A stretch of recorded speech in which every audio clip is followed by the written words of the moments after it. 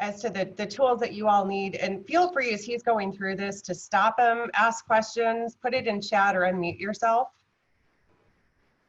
But I'll kind of hand it over to Alex to start just going through kind of a deeper dive into Matrix and how you can use that, not just for your buyer searches, but really to study the market. Sounds great. Okay, well, let's go ahead and get started. When you first log in to Heartland MLS, your screen probably looks a little bit something like this after you go through the Clarity dashboard and you click on the MLS button, right? I don't want to go into all of the tools that are on the Clarity dashboard. I'm just going to stick with the actual Matrix system, okay? So this is probably what your screen looks like. One thing that a lot of people don't recognize is that this entire screen is fully customizable. You can pick and choose which tools are in there. If there are specific things that you use all the time and you want to make sure that they're front and center and you want every distraction to be out of your way, it's really easy to customize this. And I'll also tell you that most of the tools that you can see on this home screen are the tools that, in my opinion, we should be using just about every single day. And surprisingly enough, a lot of these tools that are available that are on this home screen, a lot of people have no idea how to use them, or that or what their value is, or how to use them on a regular basis. So I'm mostly going to focus today on this home screen, how to get a lot of these widgets running, and then going through all of the tabs up here and some of my favorite tools to use. If you have any questions at all along the way, feel free to interrupt and jump in. Just unmute yourself and feel free to chime. And Christian, if you wouldn't mind keeping an eye on the chat, I'd appreciate that. Sometimes I have a hard time paying attention to what's going on in the chat box. Yep, I'm happy to do that.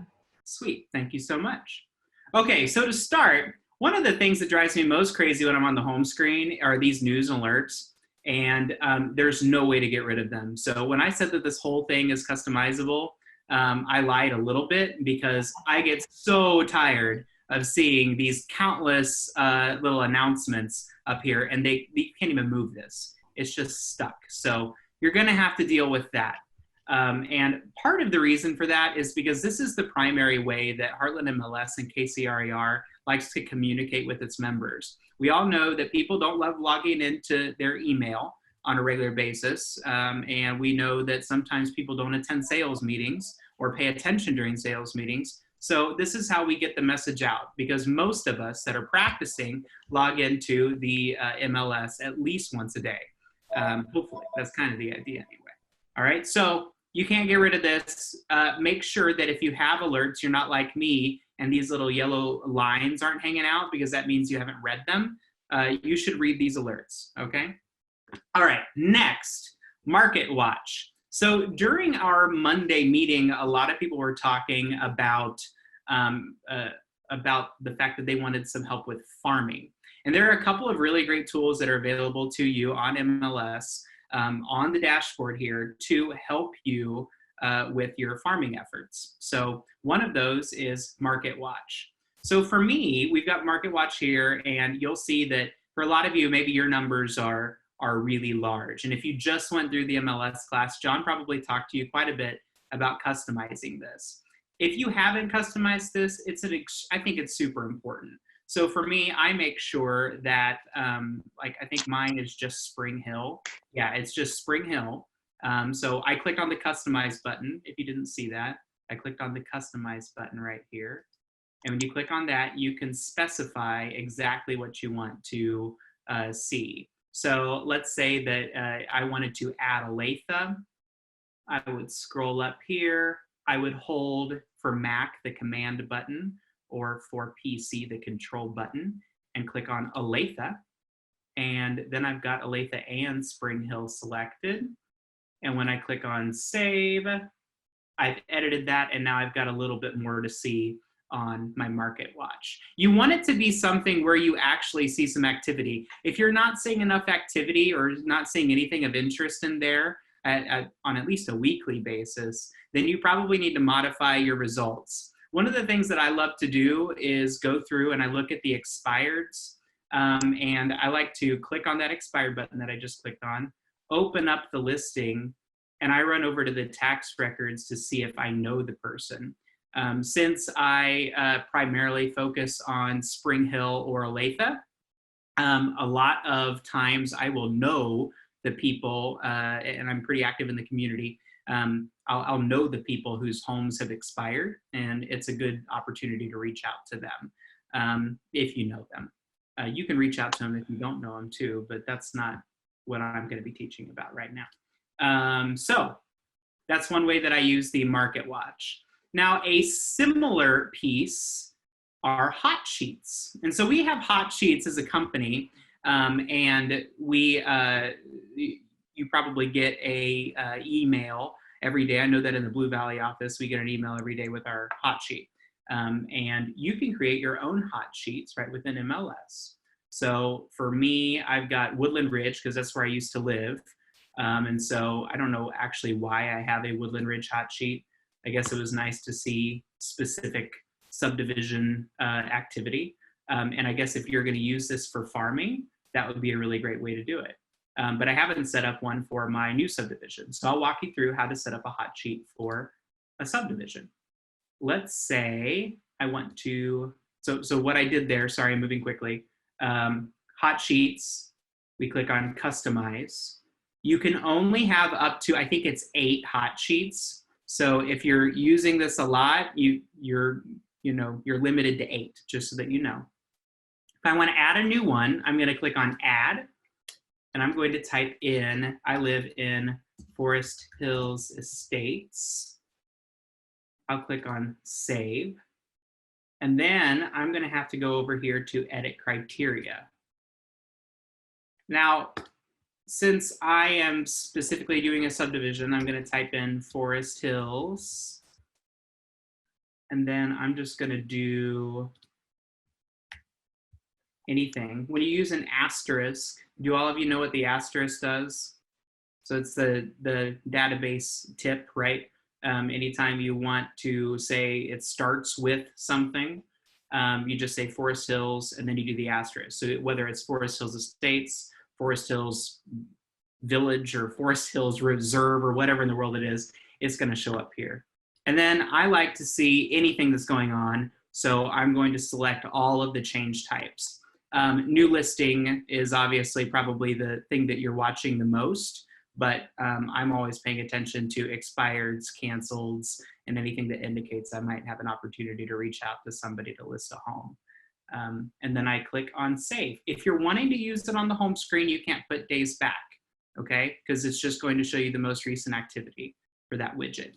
So when you click on save, now when I click done and I go back to the home screen, here it is. So now I just click on Forest Hills Estates and I see the most recent activity in my neighborhood.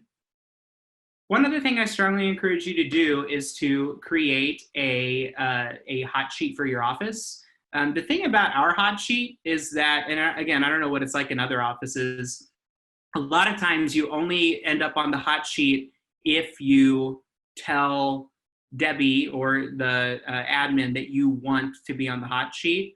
And I honestly like to see all of the activity. I don't just want to see new listings, price changes, that kind of stuff. I want to see what's going on in general. So I've created a Blue Valley office hot sheet.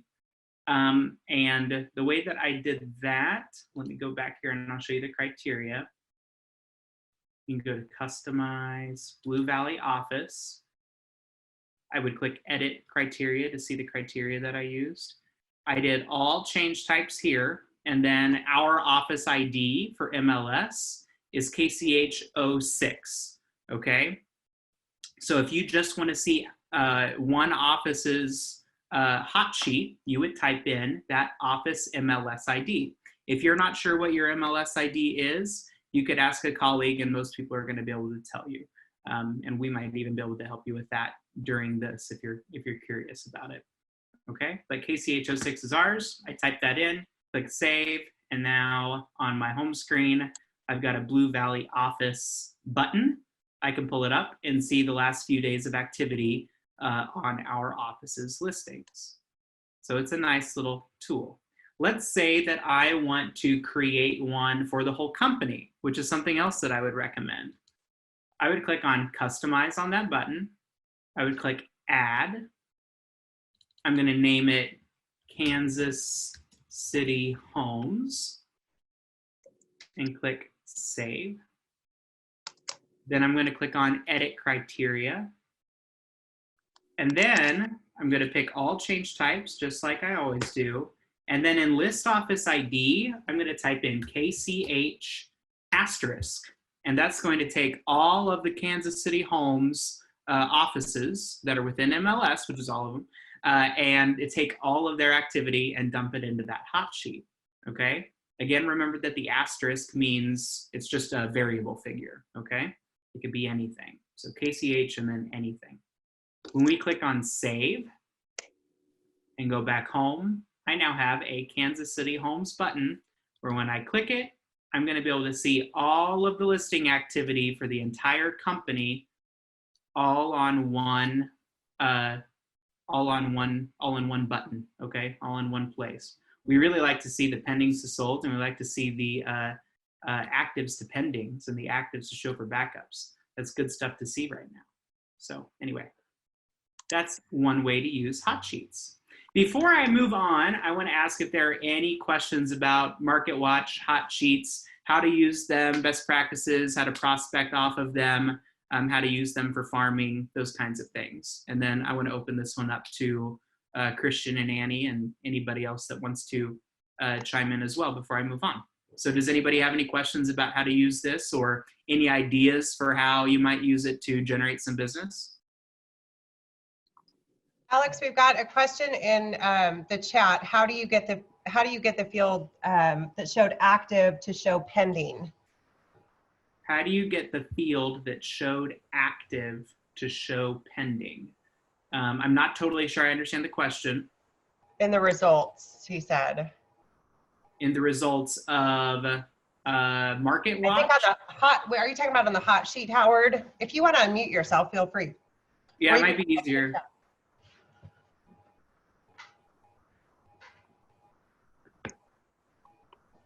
If we're talking about the hot sheet, oh, did he respond in the chat? Yeah, but his microphone is broken. So I think he was talking about the hot sheet. Okay, so in the hot sheet, he's wanting to know how it shows, how to get the field that showed Pending. active to show pending. If I were to customize, let's see here, and I want to add a new one. Let me experiment and see if I can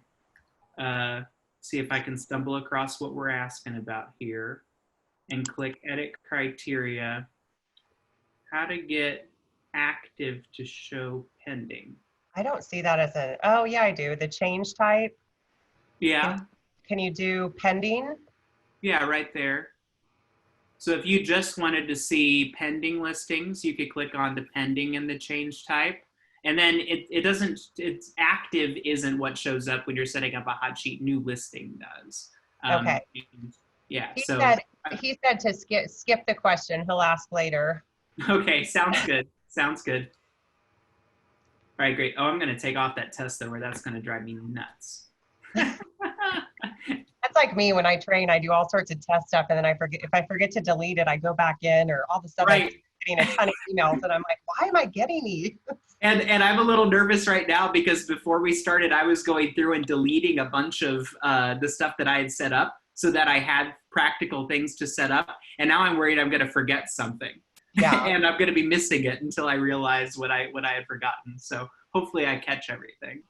I know this is off topic, but did you show on the speed bar how you can use that speed bar? No, I didn't. And part of that's because honestly, I never use it because it's like you have to remember, I don't know. I don't train on that. Do you train on that? Yeah, I do because I love it. So okay. In that speed bar at the top where Alex is, you can type in like if I need to go type in 12627 Overbrook. Instead of having to go into search, address search, fill out the fields, if I just need to do a quick search for a property, you can type it in up there. That's nice. Yeah, no, I never use that. See, And then you can also type in, if I want to see real quick, just comps or whatever, you can type in Alex type A, that's for active, and then space B, that's for anything backup, and then space C, or I'm sorry, P, do P for pending, and then space, and then do Leawood South. You can type in a neighborhood, and when you hit search, it'll ask if you meant the subdivision or the street. You want the subdivision, the first one. But you can pull, if you want to see real quick, if you don't have a necessarily a hot sheet set up, or you just want to see real quick what's going on in a neighborhood, that speed bar is a great way to do really quick searches. That's really nice. You can also type MLS numbers into there. I know oftentimes, buyers will text you or, shoot you an email and say, what do you think about this house? It's easy to come in here and just type the address in up there at the start of the address. You don't have to be exact. Or you can type in the MLS number, and quick way to search and circumvent a lot of clicks. There you go. See, that's one of those things where I kind of forgot that was even there, because it just kind of blends in. You can, it's a little bit more advanced, but you can set up speed bar shortcuts. But again, you've got to remember exactly how you set it up. And I don't use shortcuts a whole lot, but I use that speed bar every time I'm in MLS to circumvent just having to click through search, detailed, and then put stuff awesome. Very cool. Okay, well anyway, so yeah, awesome. I am probably going to use it all the time now too. Like I say, it's one of those things where I just totally forgot that it was there. And I'll also tell you that the system is changing fairly, at least annually. There's some crazy new feature that pops up. And so you'll never stop learning how to use your MLS. You're just always going to find new things. And different people do a bunch of different things differently. And a lot of times it's more convenient and more practical to do it their way. So you're just going to learn different things throughout this whole time. So it's a nice thing. It's like a whole puzzle. Okay, I'm going to jump now to just a quick bit of how to customize the screen. And then I'm going to jump into some other customization. I'm going to jump into the finance and the stats. And then if we have time for a couple of other things, we'll go there too. So how to customize your screen. For me, these external links are completely useless. I know how to use my favorites bar in my browser, so I have absolutely no need for these external links. If there's something that I use on a regular basis, I don't want to have to sign in to Heartland in order to click on a link. So I just kind of do that. You can minimize it. If you sometimes want to access those, you could. Or if you just want to get rid of it entirely, you can click the X button, and it pops over here into this little thing called additional. So that's nice. I've been using, what's that? There was a question in chat, and I think there's actually a link in the external links. Where do you find the abbreviation shortcuts for like A for active, B for pending, or B for backup, P for pending? And I think if you go in, as you do searches, you'll start to understand what all of those abbreviation means. But I think if you'll click on external links, Alex, I know you just said you never use this. I had to find it the last time I did a little matrix class. Where is it? There, I will show you this really quick while we're here, because somebody asked this last time. A lot of new agents don't know what the MLS areas are and how to search by them or why you would search by them. I search by them all the time. You do? But if you ever want to know what the MLS areas, what they are, there's a link right there. It's right above the like us on Facebook, the MLS, Heartland MLS area maps. If you click on that, and then up in the upper left, you can select the MLS area. Oh, cool. Yeah, we've got a chart, we've got a map printed somewhere in the office that I used to. Every office did. But go back to the external links, because I'm pretty sure there's kind of a key in there somewhere, and I can't remember where it is. If there's not, I'll try to make a little cheat sheet for you on abbreviations. That would be good. I'm sure that it would be in the help section. Yeah, it might be in there. Yeah. If we find that, if you find that, Christian, why don't you send that out? That would be good. I will. And if there's not one there, I'll create one for you, because that would be handy for, I think, everybody to have. Great. So yeah, if I wanted to get rid of external links, because again, I don't use it very often, I get rid of that and it pops over here.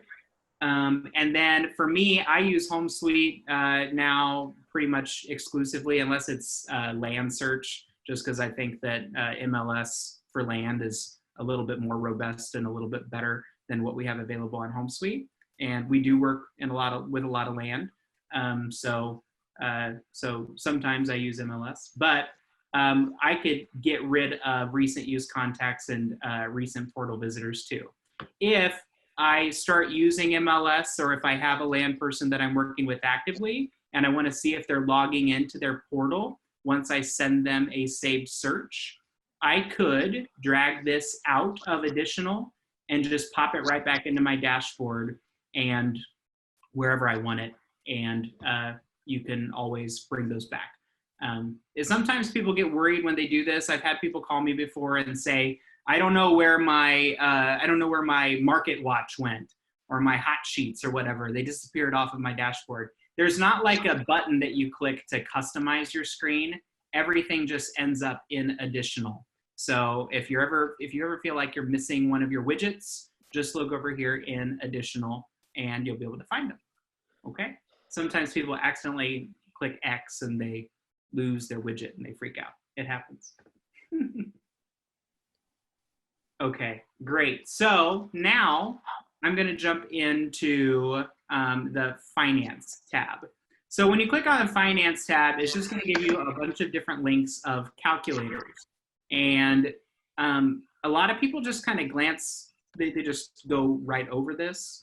But right now, especially, you are going to have some people that have some concerns about their financial situation. And no matter what kind of market we're in, you're going to have people that you're working with that have a lot of questions about finance and a lot of questions about how money is going to work once they own a home, affordability, all of these kinds of things. And a lot of times it's best to just pass that off to a lender.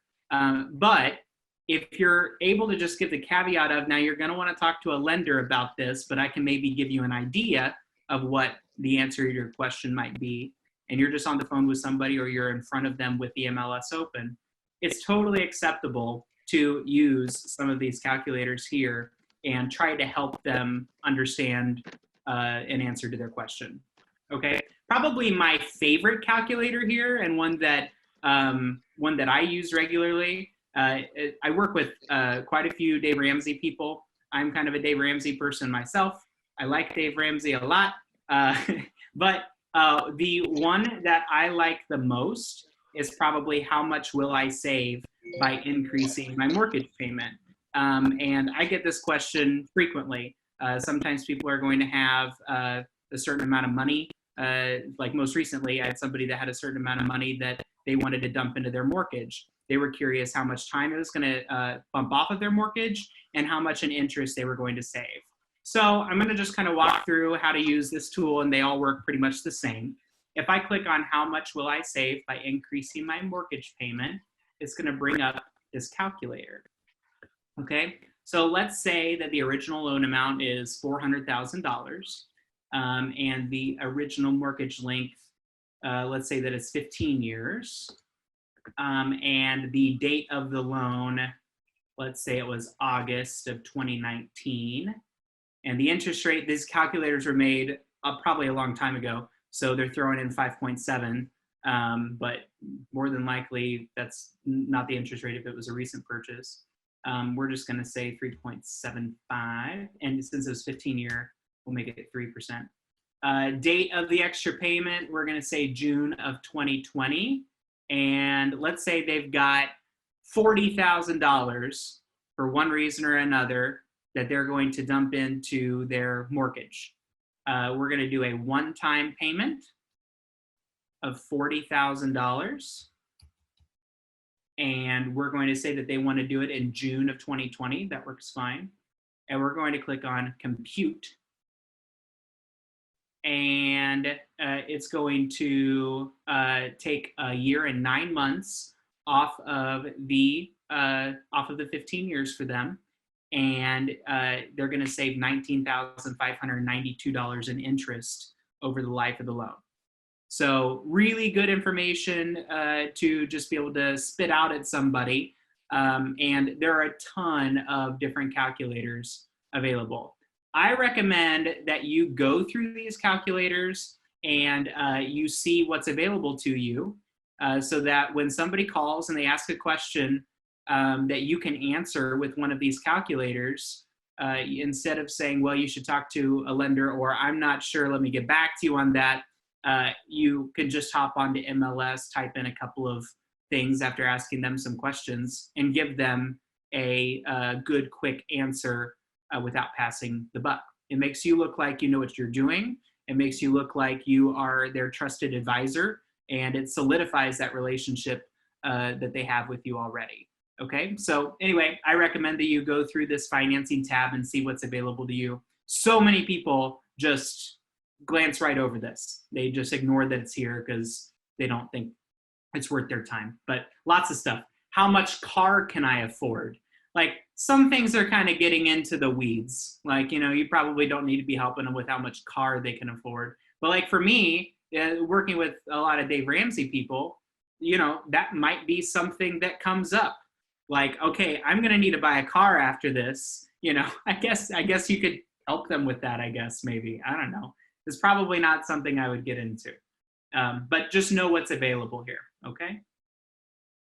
Next, I'm going to jump into my favorite tab, which is the Stats tab. So, and you'll see that when I hovered over Stats, I just went straight to residential.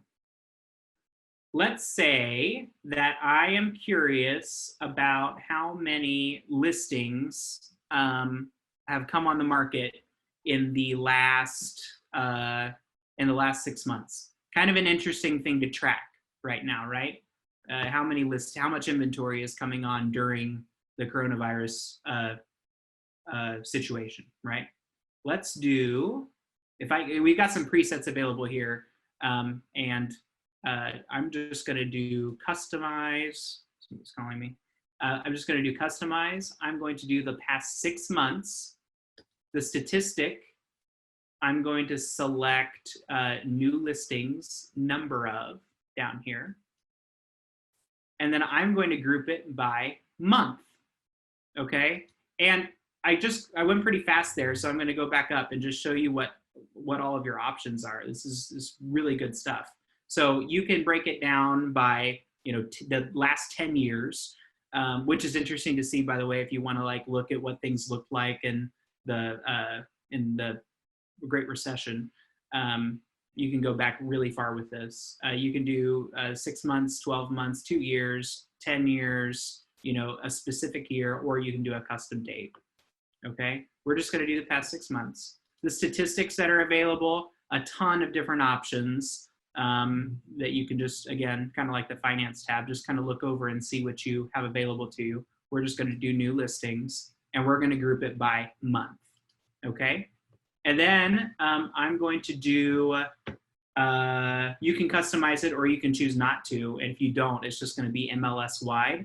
I recommend that you customize it. Stats MLS wide, especially as our geographic footprint are growing, make no sense, to be totally honest. If you're looking at stats MLS wide, you need to remember that you're looking at stats for Warrensburg. Now you're looking at stats in Fort Scott.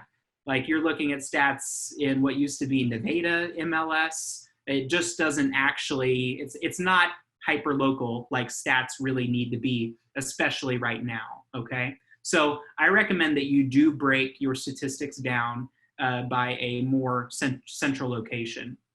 In this case, for me, what's probably most interesting is to look at Johnson, Kansas, and in Miami County, Kansas. So I'm going to select both of those two in the past 6 months and click generate. And it's going to give me a bar graph of listings that were taken. Now, don't let this April figure throw you off. Remember that we're only halfway through April, right? So when you consider that we're only halfway through April, so far we're on track to have a similar new listings month as March, okay? So it's actually not you know, terribly different from last month as far as new listings go. Okay. Now, what'll be interesting is to watch pending sales and sales in general. There's a field that sales number of. Let's change that. Let's do sales number of, and let's group that by month for the past 6 months and click generate. Same deal. Look at March. I mean, we're still in a spring market, right? And we've got April, just about a little under half of what March was so far. Okay, so things aren't actually looking that bad when you really boil down the numbers. And Christian actually put together a pretty good statistics package that she's been working on. I don't know if she's are you gonna be sending that to everybody? I don't know if I'm going to share the raw data with everybody, but we're pulling some things out of it Good. to share just some general stats with everybody.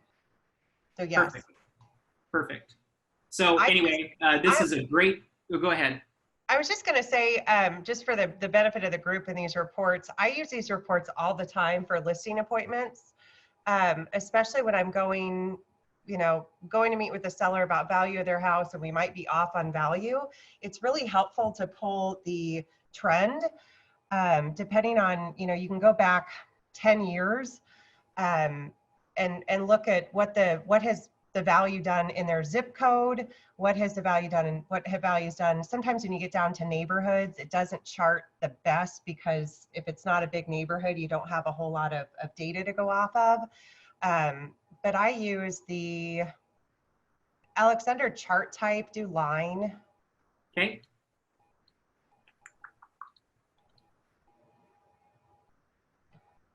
And then I group, like if I'm going back, group by year.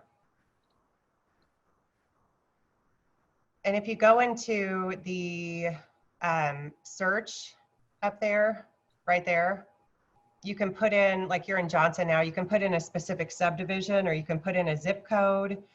But then you can show them, okay, here's what values have done. And I usually put a little dot on that. I print it off and I put a little dot on that and say, okay, here's where you bought the house and here's what the average was in the zip code, the neighborhood, whatever. Go ahead there and hit, that one's not gonna have very many, do Leawood South. Or, yeah.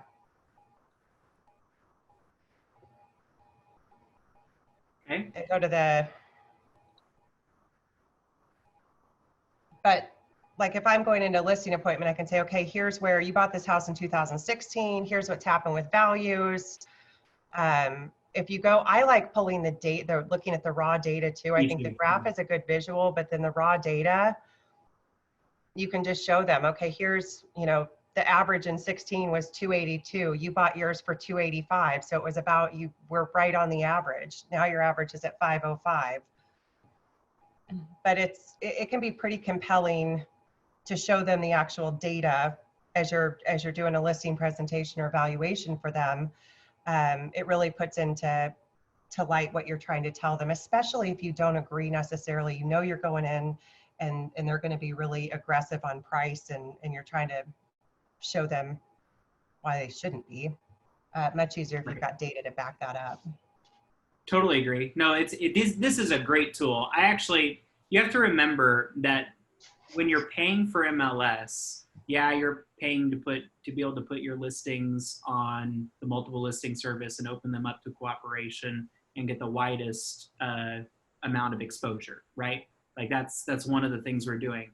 But the most important piece, honestly, is that this data is still a proprietary data set. I mean, we have this data, and one of the greatest things about Matrix is that you're able to break it down in a way that websites like Zillow that don't get our sold data, I mean, they just can't. So as long as we're still withholding our sold data, like Kansas requires us to do and certain municipalities in Missouri require us to do, then we're going to have access to a lot of information that other sources just aren't going to have. This is extremely valuable stuff, and a lot of people just never use this part of the system.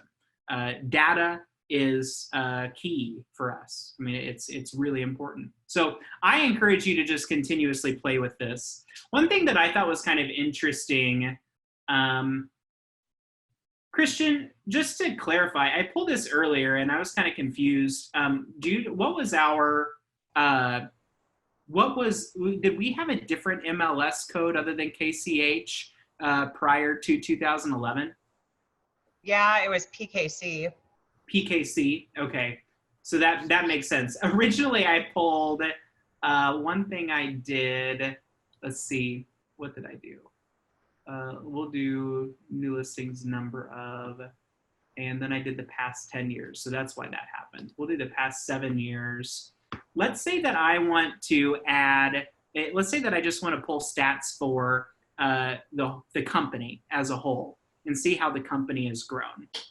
And what we can do is in additional fields, like you'll see that there's no listing office ID field available in here.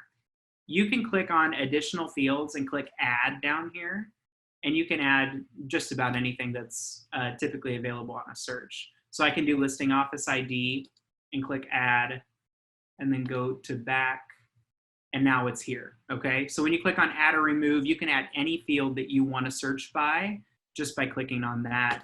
And you can type in KCH asterisk and click generate. And you can see that back in 2013, oh, hold on. This is because I still have Leawood South in here. Let me do that. And I'm actually going to turn off the county as well. There we go. Now let's generate.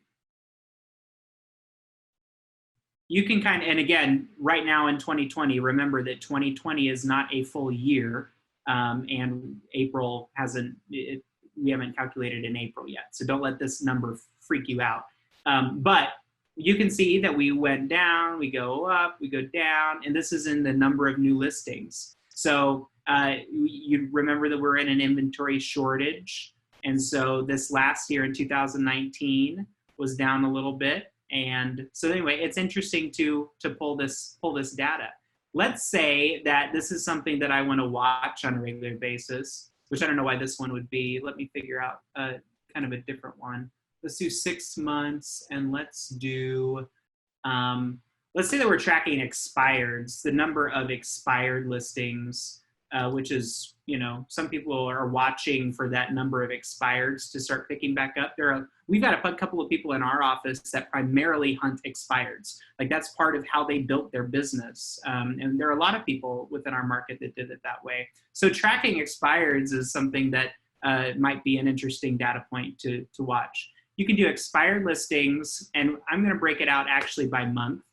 And we're going to do the past 2 years.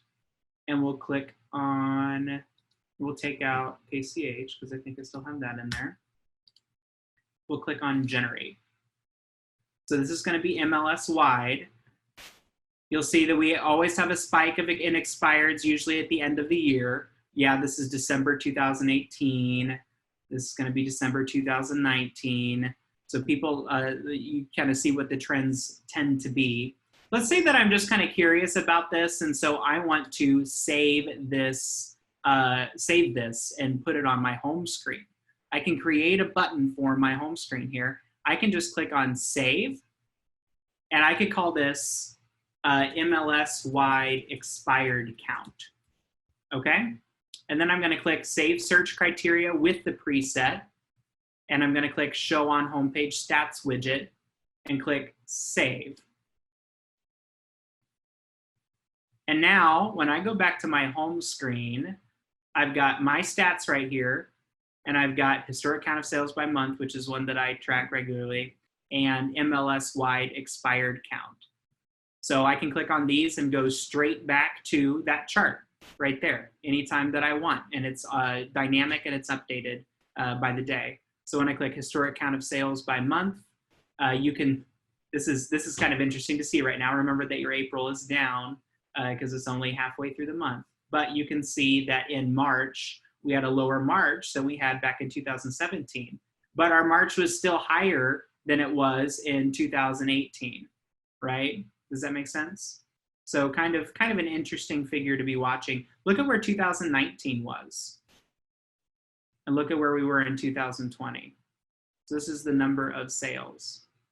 Kind of an interesting thing to watch. So anyway, I encourage you to use the stats, the My Stats piece as well. You can even break it down into subdivision, like Christian was saying. If this is if you have a subdivision that you farm, or if you're curious about your own subdivision where you live and you're thinking about farming it, creating a stats piece for your stats widget that you can click and see what the activity is doing, see what that average sales price is doing every month or every year would be worthwhile for you, I think. Okay, great. Any questions about the statistics page or what's available there? And any other ways to use it, Christian or Annie or anybody else that's on here that you might talk about for a second? Oh, there's Joanna and Michelle too. Hi guys. No, you did a great job. It's great information. Thanks. Anything else that you guys use?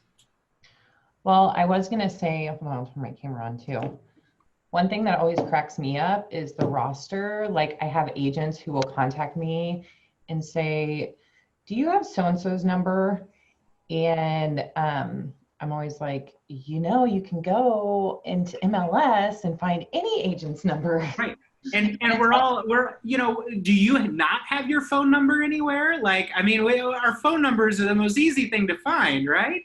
I know. So I always remind people, it's like that roster, everybody's in there. You can find their email, or they'll ask for an email address, you know, or yeah, their cell phone. It's like, yeah, that's where I go. And I use the app, the MLS app, you know. I pretty much stopped saving agents' numbers because it's just so easy to click on the app, go to agent search, pull up a first name, and then call. It allows you to call or text. So which one do you use, HomeSpotter or HomeSnap for that? The HomeSpotter. HomeSpotter. Okay. Yep. Okay. Cool. Yeah, for the agent search. So that let's walk through the roster really quick. I should have touched on that. So let's I use that all the time. Yeah, we've got plenty of time to talk about it. So let's go to roster here, and let's say that I just want to see all of the agents that are in my office. So we'll do KCH06 and click results. I can just search by office ID. Or if I wanted to pull up, let's pull up Janelle. If I wanted to pull up Janelle and I know that her last name is Carbajo, I can type in Carbajo. There's one match, click results. Here she is. Here's all of her information. Let's say I want to see every agent within our company. I could do KCH asterisk. It gives me 480 matches. So it's a valuable tool. It's good for, I use it just about every day. But usually I'm using it to like see how much experience somebody has in an area. If I have a co-op agent, you can use HomeSnap for that too. But I used to just use the roster to pull up somebody's MLS ID and kind of see what all they've done. That's a valuable tool to know your co-op agent well. So I encourage you to do that. But yeah, roster's available. It's cool. And Alex, I mean, this is really, really basic, but this is, and I love that we have so many experienced agents on here, which I've seen. But for my brand new agents, I was hoping we would just go through a basic search on MLS. Totally. And I can kind of give you an example. One of my agents had reached out and said, hey, I've got somebody who, you know, up to $350,000 in the Northland and would like a pool at that price. So, and I'll pull up the email real quick and make sure I'm not missing anything else. You know, and I was going to show them step-by-step how to set them up on HomeSuite, but this is like a brand new agent who I don't even would know where to go on the search bar and how to look that up. Totally. Okay. So let's do, let's say that we want to do a search like that, where we have something like a swimming pool that somebody's looking for specifically. So we would do search, hover over residential, and you would go to detail. Okay.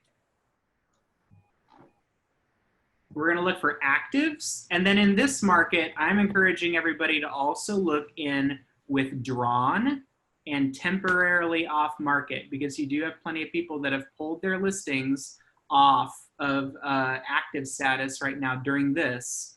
But if you have a buyer, it doesn't make any sense not to search for temporarily off market and withdrawn, and then give that agent a call and see if the seller would be open to show.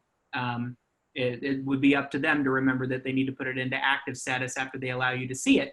But right now, you're doing your buyers a favor by searching in these statuses. In some cases, these sellers in temporarily off market and withdrawn are very motivated to sell still. They just didn't feel like this was the right time, or that the buyers were in the marketplace, okay? So do search for temporarily off market and withdrawn right now. And then, Annie, you said up to 350? Uh-huh. Okay, so we'll do 200. No, not that low. Let's say, because especially with the swimming pool, we'll say 275 to 350. Maybe 375 if they say that 350 is their top. I always like to add a little bit of pad.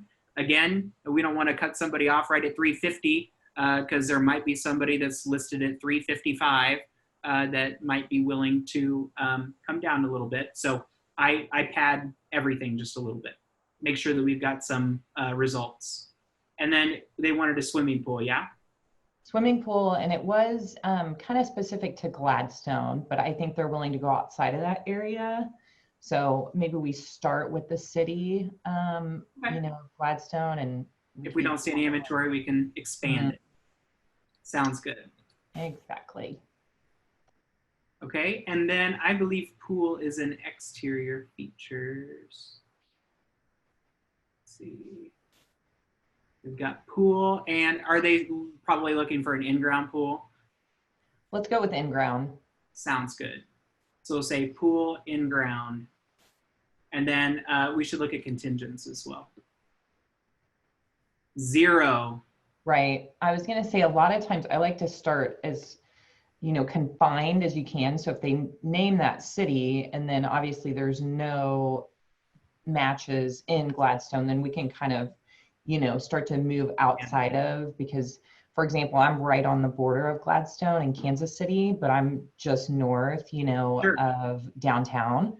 So yeah, maybe it would be a good idea to show the map too. Yeah, let's do a map search. So you're going to have to help me with a reasonable geography here. I can do that. Okay, great. You're going to have to help me with where I'm going in general. You're in the right direction. You were. All right, you're too far east, so you need to go west, and now head north. You can stay about right there, head north. There's downtown, and a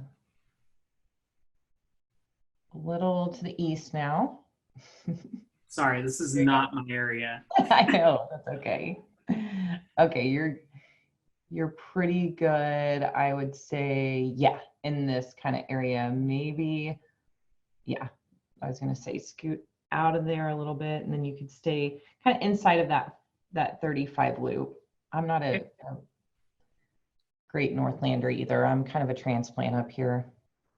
So like maybe here and down.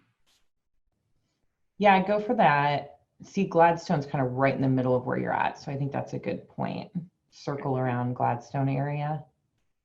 We'll just wrap around this and call it good. So I'm using the polygon tool right now. Should I go up on 435 or include east just a little bit? I kind of wanted you to go north a little bit further into the Gladstone area, but they get the gist. I mean. Okay, right, yeah, we're getting really specific here, aren't we? Okay, so we'll just do this. And then say, so I click the first dot there, and then I'll say include this shape. Looks like you're more in like Clay Como, but whatever, maybe she really wants to live in Clay Como and she doesn't know it. It's fine. We still don't have Hilarious. Yeah, I know. This is where my downfall I'm gonna jump in here. Something like this. This is what happens when South agents come north of the river. It is. That's why I don't come north of the river. This would be like me having Patrick do a search in Spring Hill. He'd be like, Exactly. I live in Spring Hill, people. I used to live on 209th Street, okay? I live way out there, all right? Okay, I've actually gone out this far and I'm still not seeing anything. I mean, that's a great radius. We still don't have any matches. Yeah, I mean, that might be a tough one with the whole pool thing. Maybe even just let's say 500 just to see if we get anything there. There's one match at 500.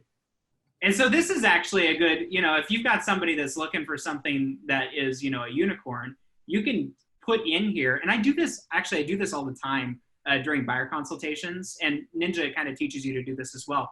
Put their criteria into the MLS and do it during your buyer consultation and show them what's available. Like show them what is out there based on what they're telling you, and then coach them into expanding their criteria so that you actually have something to pick from. If you're only pulling, even if it's only one, that's not enough. If they might look at that and say, that's not the right house. So you want to be able to expand your criteria out. Okay. So, and this, pool's a good example because you could also put in remarks a pool. So you could do in the remarks, you could do asterisk pool asterisk. And if there was a neighborhood pool available, maybe they've mentioned it in the remarks too. That's a great tool to use. That's a really good idea. Why don't we just take pool off? And then we would do pool here. Still only one. You guys don't have pools up there, do you? Mm-mm. There are no. Joanna does. Joanna's got a pool. I think Annie's got a pool too, don't you? I do have one in my yard. Yeah. There we go. All right. Well, we're just going to look at this at this property. It's in withdrawn status. So maybe if this buyer is willing to go up to around 450 or so, we would be able to call the agent. Call Suzanne Schultz here and say, look, I know that you've got this property in withdrawn. It looks like it went into withdrawn status just a few days ago. Is there any reason in particular why it went into withdrawn? Do they have concerns about the COVID-19 situation? I have a perfect buyer for this property. Do you think they would be willing to allow me to show? I mean, this is a good conversation to have. The agent is going to be ecstatic that you called them with a buyer because they're looking for any and every reason to reach out to their client right now and say, hey, I might have something, right? Because it's been on the market since 310. Oh, they took it off on 312 though. Never mind. I'm going to walk a lot of that back just now. But you get what I mean, right? The idea is there. Okay. Why don't we do another search that yields some more results? Yeah, just basic. Get into your 310, 315. Sure. And the other thing to remember is that, again, a lot of what I do is in Johnson County and Miami County. And if I'm searching in Miami County, the area is Miami County. so areas for me are like, they've never mattered too terribly much. So that's why MLS map. I don't know what I'm looking at there. Okay. Let's do actives, contingents, temporarily off market, and withdrawn. And actually, I'm going to pull up pre-MLS status as well. And let's look for something in the, let's do 275. I've got a buyer right now that's looking up to 350. So let's do 275 to 375. And they're looking in most of Johnson County. So I'm just going to say Johnson County, but they do not want to be in Spring Hill. And they would actually prefer not to be in Olathe. So if I know that Johnson County is in general where they want to be, but they don't want to be in Spring Hill, and they don't want to be in Olathe, I can click the not. This is called the satellite button. You can click on the not satellite button, and you can come down, and just like you would be selecting if they wanted to live in Spring Hill, you could select Spring Hill with not selected. And I can get there. And then they don't want to be in Olathe, so we'll do Olathe. And now it's going to give me anything in this price bracket that's active contingent, temp, withdrawn, or pre-MLS that's not in Spring Hill or at Olathe. We've got 208 matches. Way too many. So we need to get more specific, right? They want a 4-bedroom. So I'm going to do 4 to 5. And actually, I'm going to do 3 to 5 because one of the bedrooms is for an office. I know they want single family. They prefer 2-story floor plans, attached. They need a 3-car garage. So I'm going to do 3 plus. And they do not want anything that's under construction, although in these areas it's not going to be an option anyway. And now I can come down and I'm down to 12 just with that. So it's really easy to narrow down your criteria if you're pretty direct about it and you know how to jump into the knots. I find that the jumping into knots is actually sometimes more effective than doing the opposite of that, okay? So for instance, let's say that they specifically don't want a pool, because I run into that all the time. I could come in here and if they get frustrated every time I send them something with a pool in it, I can go to exterior features, click pool and ground, which there aren't any anyway, and I can click on not, okay? Let's say that they do not want to be in, they don't want to be in the Shawnee Mission East High School area for some reason. We can do SM East right there. And that then bring us down. And they don't want to be in Shawnee Mission North or in Shawnee Mission West either. Now we're down to 11, okay? So I like using the knots. And then I've got my criteria here, or my results here. So I hope that that kind of gives you just a brief showcase of the quick advanced search, like detailed search things that are available. Anything else that you use, Christian, that that's in a search that I haven't touched on? I'm trying to think. Go back to your, will you go back to your criteria and scroll down?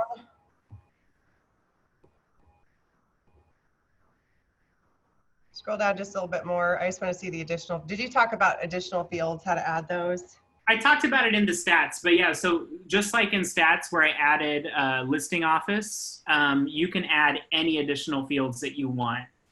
So for me, I work with a lot of investors, so I frequently mark REO just to see what might be out there. And again, that's actually a stat piece that I used to have until I deleted everything before this class, just to see how many REO properties are coming on the market on a regular basis. The maintenance provided is one that I use. Use maintenance provided regularly? Yeah, okay. Yeah, that's in additional fields, but. So you can click add remove, and then just like we did with listing office, I can type in mate, and I've got maintenance provided, yes or no. I can click on add, and then I can click back. And when I come down here, I've got the drop down for if I'm specifically looking for maintenance provided. I need to clear this all out. Well, anyway, when I click maintenance provided and click yes, should be nothing. But yeah, so that's how you would do that. Any other additional fields that you use on a regular basis? Not that I can think of. Go scroll back up. No, I think you've hit on most of them. One thing that for something super specific, you really want to keep the online searches pretty broad. You do. I'm just going to walk through one other tab that I use all the time, especially before a listing appointment, just to give me some quick stats about an area. Let's say that I am going on a listing appointment in, let's say I'm going on a listing appointment in, give me a subdivision, any subdivision, I don't care. Corinth Hills. We'll say Corinth Hills, and I want all of these. I want to see everything. Let's say for solds, I only want to see back 0 to 180 days. I usually use 180 days for my sold days back on a listing appointment. And we're just going to call that good and keep it nice and broad, okay? I would click on results. Oh, I'm also, actually, I don't want all of these. I'm going to turn off canceleds, and I'm going to turn off expireds. Yeah, perfect. Okay. I'm going to click on results, and I can click all up here. And then I would click on stats, and I love the tabular chart. It's not the most attractive thing to show to a client unless they're a number-oriented type person, but I use this all the time. And so I look at this just to get a snapshot in my own mind about where things seem to be, you know, how many solds there have been in the last 180 days, what their average days on market have been, and just kind of use this as a starting point for information.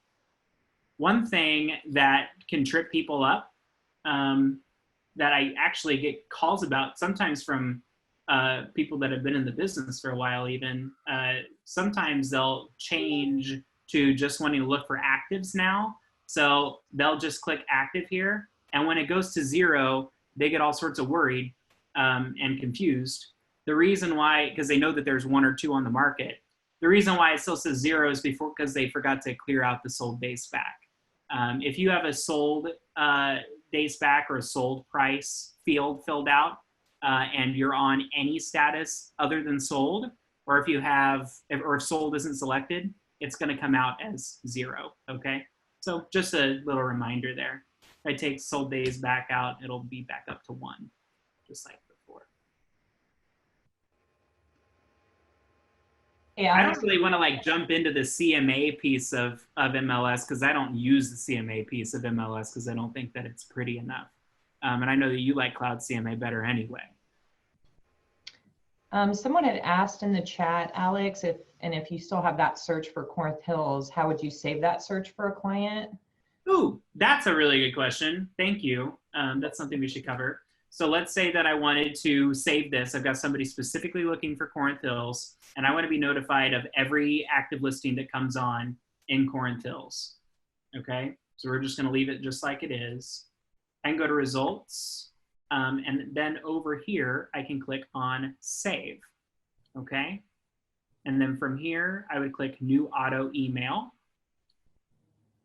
You would either select your contact or you would create your own contact, a new contact, I mean. I'm always BCC'd on the emails that I sent because I want to see what it looks like when they get it, make sure there weren't any errors. And also, it's going to BCC me on any recurring emails as well. So every time they receive an email from the system about a new listing, I'm notified and I know what they got. Or if they call me and ask me about it and they say, hey, you just sent me a great email with a great new listing that I want to check out, I can, you know, go back and see what in the world I had sent them so that I don't look like I'm just a robot, you know? So you can modify the welcome email or you can modify the recurring email, okay? You have to put in a subject. And then so the enable concierge mode, I'm trying to remember exactly, that's a new ability that they added. You can go in and you can choose which listings get sent. So it gives you the ability to say, like, let's say that I've got a search set up, but I've got some really picky clients that get really irritated when I send them anything that clearly won't work, and their criteria doesn't have anything to do with something I can put into the MLS, which happens rarely, but it's a thing. So I can turn on concierge mode and I can release listings to the client.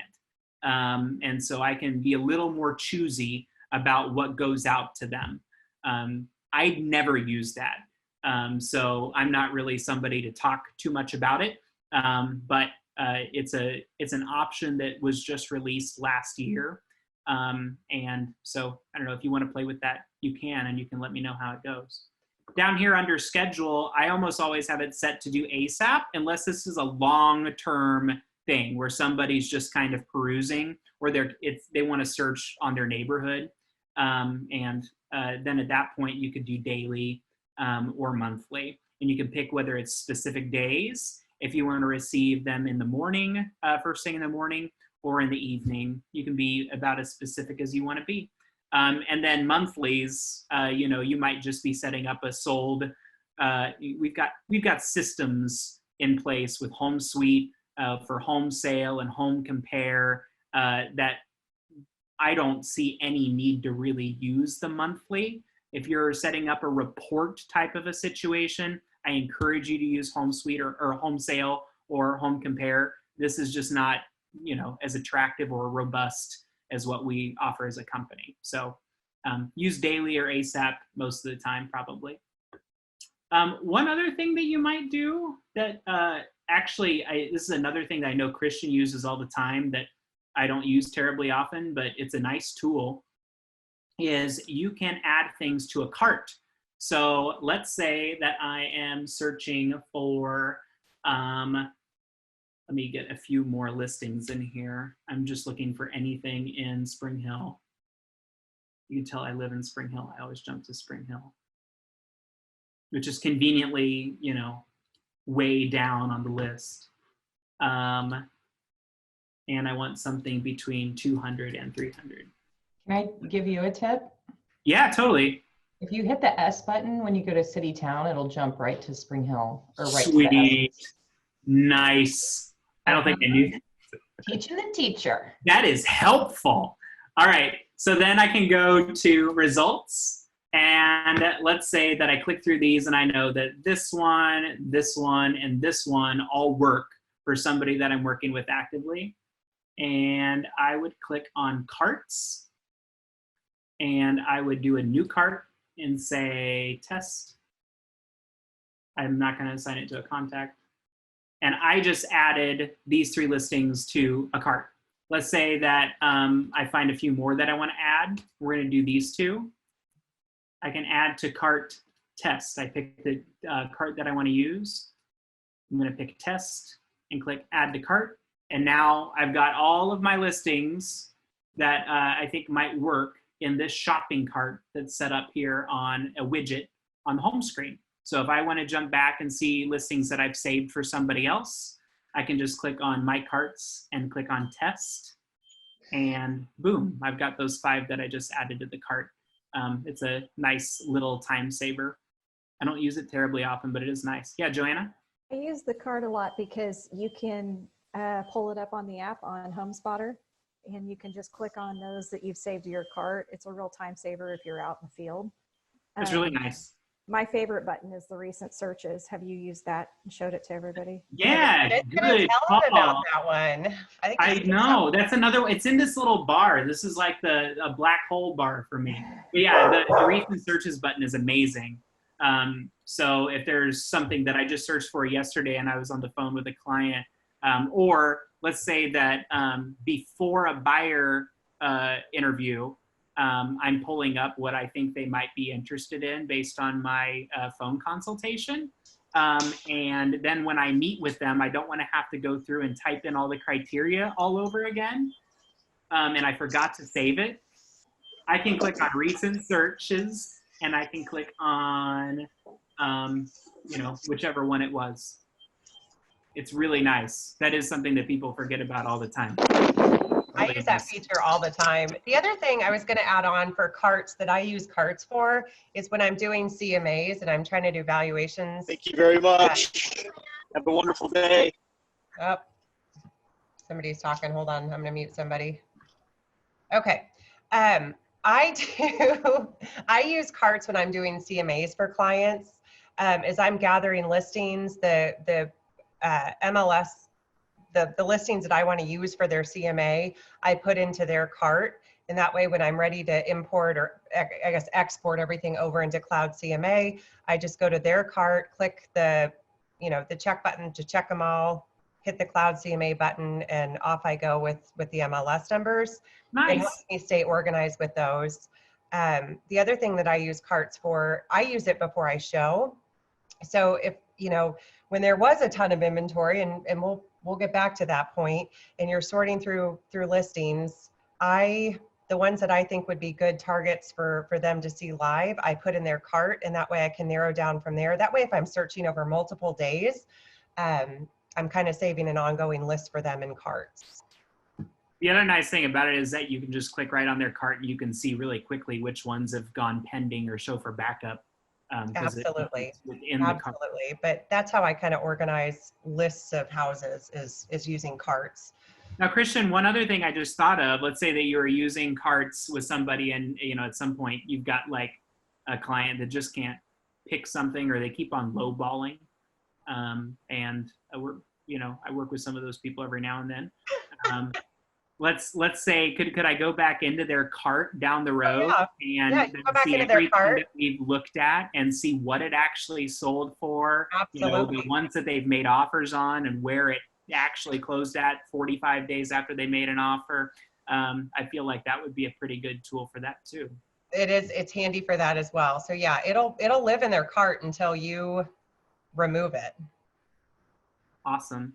Cool. All right. Anything else? I'm fishing for more. I don't know what anything else? I feel like that was a good introduction of MLS, and you guys let us know in the chat too if running CMA would be helpful for the next one to kind of roll into that. Or Christian, I don't know if you had a plan for next Thursday either. I was kind of thinking to do just what you just said, roll into CMA. And you like on that. That seemed to be a big hot topic on Monday. One of the biggies was teaching how to do a CMA. Do either of you guys like the CMA that's built into MLS or no? Yeah, I didn't figure. I don't. The reason that I don't like it, it's an okay platform. It's just it's a little antiquated. You don't have any customization in there. There's here's why I don't like it is that when if I'm competing on a listing and most people still are using the Matrix CMA, you cannot customize the cover. So I go into a listing appointment, I'm the second agent in, I throw down on the table my CMA and the sellers go to sleep because they're like, well, we just saw this from Mary. She was just here an hour ago with the exact same thing. The information in it's different. We both pulled in probably different comps, but it's when you start looking at them, and I've got a class that's recorded on Genius about Cloud CMA, and I don't know that I've got to go back and look my comparison on all three platforms, but the actual report that you get from Matrix is not very easy to read. And it's not very attractive to the clients. It looks like something from 1990. So I don't use it. I use Cloud CMA as my go-to. And next week, if we do the CMAs, I want to spend more time in Matrix just showing you how, the process of gathering listings and looking at comparables, so you can take those then and go into a CMA platform. So it might be a two-parter. Yeah, I agree. I was going to say, first of all, here we go again with our real estate acronym. So we're talking about a market analysis, basically, for any brand new agents. A comparative market analysis is what the CMA stands for. But if someone were to call you and say, hey, what's my house worth? I'm thinking about selling it. That is the report you would need to pull.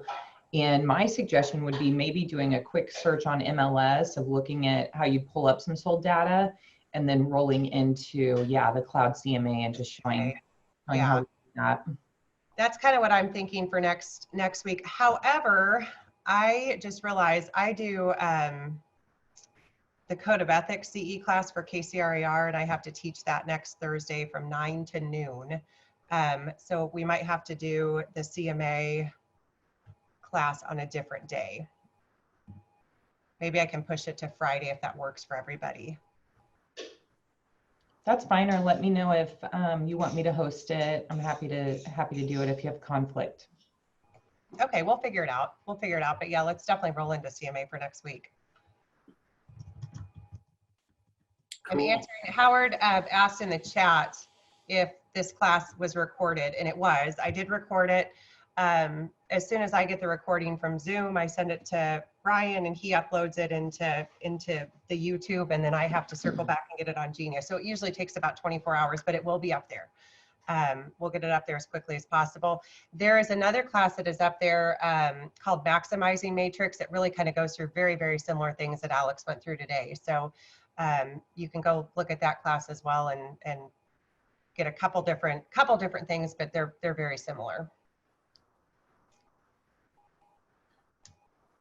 Alex, thank you very much for taking us through Matrix today. It was awesome.